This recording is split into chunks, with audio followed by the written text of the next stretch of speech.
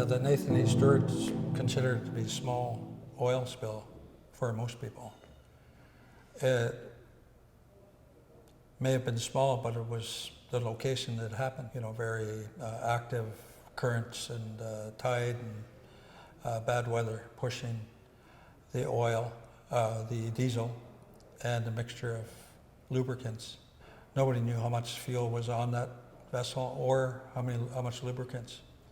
But with the two mixed together, it wasn't a normal sheen of diesel, occurring on top of the water. And so all that fuel spilled into Gale Pass and then into Gale Creek, which both these areas are critical harvest areas, not only for shellfish, but for salmon, for other resources. With the late reaction by cleanup crews coming from Prince Rupert, and that we just weren't able to contain fuel from going into Gale Creek. So with all that fuel pouring into Gale Creek and onto the beaches and then into the forests, because it just didn't go into the beach, it went into the forests, and over time soaking into the soil and everything else and spreading underground, there had to be an environmental impact assessment completed.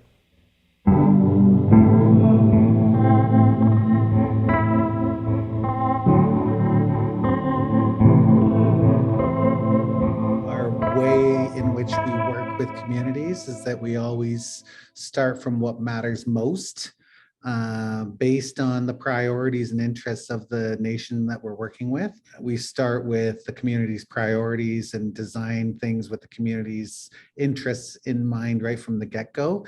And that should become the primary deliverable of what works for the nation first before it works for anyone else. A lot of work's gone into not only utilizing our own people with traditional knowledge, I call it Haystock knowledge, to be able to determine what the state of the environment is. And so we have two sets of work that's taken place of very traditional Haystock assessment of the area in question, which is Gale Creek, Gale Pass, and those particular areas to the north of us, and a scientific environmental impact assessment, which in most cases, the courts in Canada and British Columbia governments need in order to justify, being able to find a way to do compensation for what our people have missed over the past since the oil spill. I think what was really clear to me is that when government and a proponent and come in and they look at an incident like this and at the impacts, they look at things at a scale that are just not really relevant to the community. And the community was it was very clear from the way that they spoke about this area, what a special area it was. Unless you have the opportunity to work with community members directly on how they experience the impacts and what those ongoing impacts are, you just don't, it's missed in the assessment process.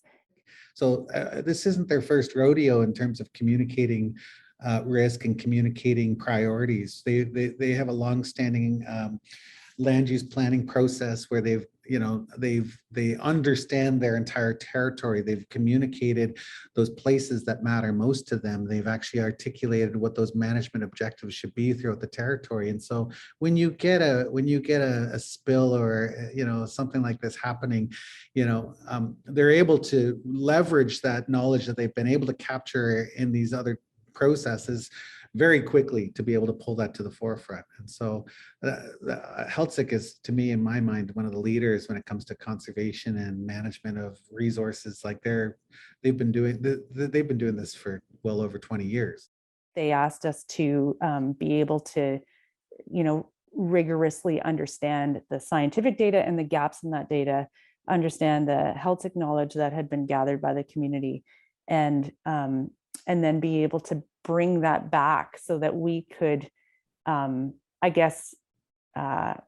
really bring the rigor on the ecological side to the extent that we possibly can, up to the same level that the knowledge that they're bringing to the impacts is at.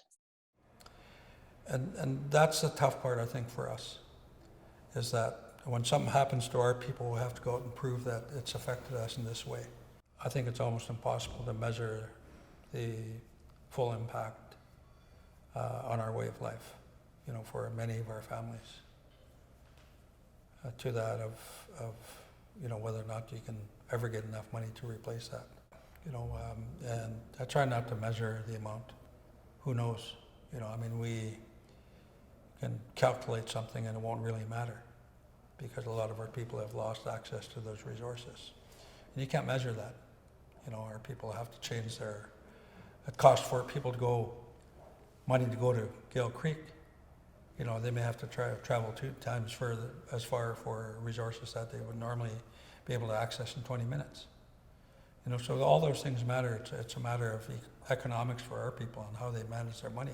For us, many of our people are still dependent on the marine resources and the terrestrial resources that are in the wild and in the ocean. You know, so we still have families that are 100% dependent on that. And they haven't been able to for these past few years.